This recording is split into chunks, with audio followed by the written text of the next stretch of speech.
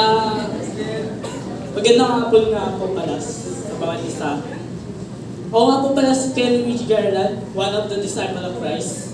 Dito sa ating simbahan, ngayon magbabahagi ako ng testimony ko kung paano ako binago ni Cristo sa tulong ng preview class. Ang dati ko pong buhay ay mahirap, sobrang hirap. Alam niyo yung parang sinasakal ka kasi buhay ko nun, nung nag-iwalay yung tatay-nanay ko kami na lang dalawa ng tatay ko nun. Alam mo yung sinabi tatay ko, anak, papatirahin kita sa mga kakilala ko. Bait naman sila. Pinatira nila ako. Di ba pagka ibang tao, iba yung pakiramdam mo? Kasi hindi mo alam kung ano mangyayari sa'yo. Sa akin nung bata ko, madami yung nangyayari sa buhay ko. Kasi, natutusin, binugbog ako, biniya ako, nilait ako, mga ganun. Ginaasa ako, di ba? Nilunod, sinoriente, mga ganyan. Pinakain kung ano-ano yung mga pinakain sa akin, bata ako. Basta, naaalala ko kasi nasa puso ko kung ano yung nangyari sa nung bata ko di ba? Ang mas matindi pa dito, yung nakagawa ko ng matinding kasalanan kay Cristo sa Panginoon. Naggapa ako ng babae, lalaki, yan. Pumatay ako ng aso dahil sa sobrang galit ko at emosyon ako sa sobrang madaming kong tao. Nakapatay ako ng aso, doon ko binuhos lahat ng galit ko. Tapos yung nagtatrabaho ako noon, nung bata ako, 12 anos ako. Nagtrabaho ako noon. Siyempre, hindi mo maasa na hirahin ka ng mga barkada mo, uy, inom tayo, uy, diba? Inom tayo, gano'n. Uminom kami, gano'n. Doon ko lang din binuhos lahat ng kasiyahan ko sa pag-inom. Pero mali pala. Mali pala yung gano'n. Yung sa kasiyahan mo lang yung sa kasiyahan mo lang sa kasamaan, doon dapat, mali. Basta mali yun, di ba? Pero ang totoo niyan, binago talaga ako ni Cristo. Sinabi ng Panginoon sa akin na, hindi mo kailangan tumagal sa mga ganyang kasalanan na ginagawa mo. Buragin mo na yan. Kaya ang bagong buhay ko, simula nung nakilala ko si Cristo ay nito. 7 years na ako, magsa 7 years na ako dito, pero ngayon ko lang nakilala si Cristo. Nagbigay ng pangitain ng Panginoon sa akin bago mamatay ang tatay ko. Ang tatay ko kasi buhay pa noon, gabing-gabi noon, natutulog ako. Yung pangitain na pinadala sa akin ng Panginoon na nagpapalo sa akin yung tatay ko. Ang sakit lang kasi tatay mo buhay, di ba? Tapos binigyan ka ng pangitain ng Panginoon na ganun, nagpapalo sa yung Panginoon. Pero may dahilan pala yun. May sinabi ang Panginoon, parang may sinabi ang Panginoon sa akin na mawala man yung tatay mo, nandito ako. Kailangan mo ako. Kailangan mong maniwala sa akin. Di mo kailangan na pagayaan yung sarili mo dyan na nakakulong ka lang sa mga gawain mo na hindi tama. Kasi kunyari ako na lang yung nakakadena, di ba? Ako yung kinakadena ni Satanas.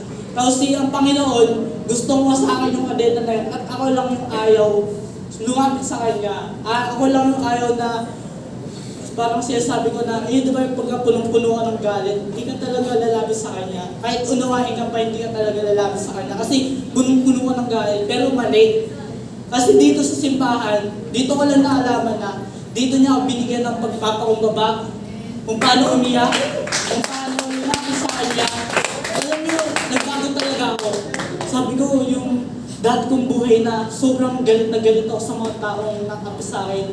Ngayon, wala na. Kasi, kung pinatawag ko na sila,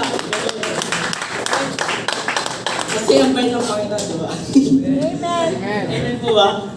Amen. Tapos, ang pangako na pinahawakan ko sa Biblia ay Timoteo 2 Timoteo 1 verse 6 to 9. Hindi lang po.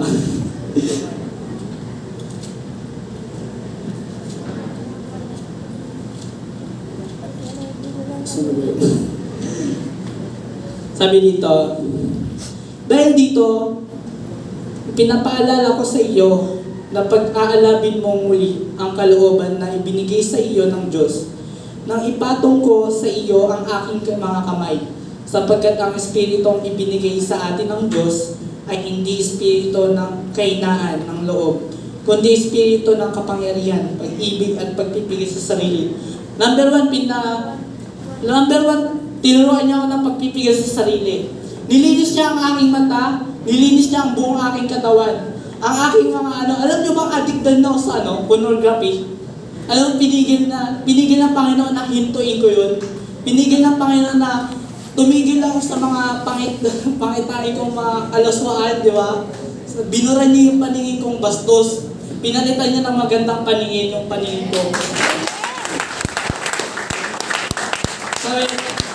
Kaya huwag kang mahihiyang magpatotoo para sa ating Panginoon. At huwag mo rin akong ikahiya na isang bilanggo alang-alang sa Kanya. Sa halip,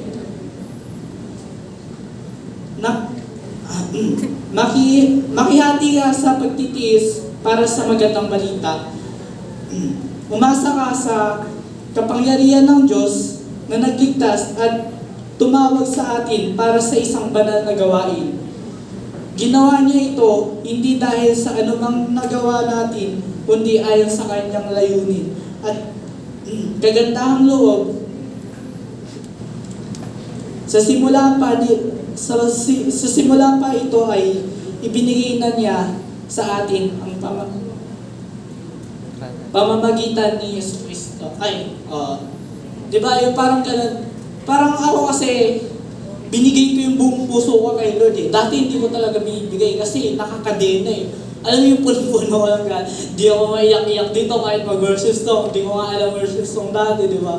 Yung worship song dati parang basura lang yun sa akin. Parang ganun. Pero ngayon, importante na sa akin pag-worship song. Lalo na pagdadasal. Lagi kayo magdasal. Ito pa po yung pangalawa yung Micah 7 verse 8 to 10.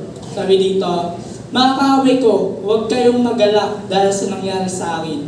Kung ako may nadapa, muli akong babangon. Kung ako may nasa kadiliman, tatanglawan ako ngayon ni Yahweh. Titiisin ko ang galit niya sapagkat nagkasala ako sa Kanya. Sa Kanya. Ako at bigyan,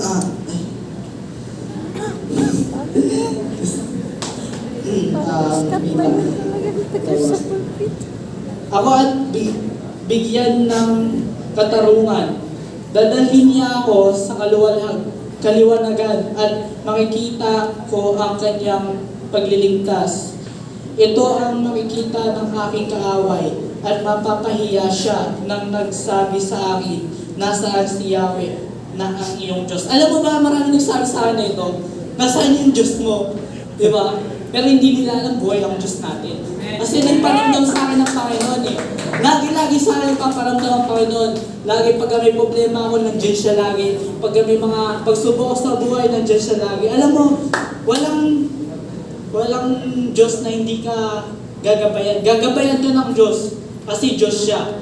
Makapangyarihan siyang Diyos. Yun lang po. Thank you so much for masyado kasing iba yung pakaramdam ko dito sa stage ko ngayon eh.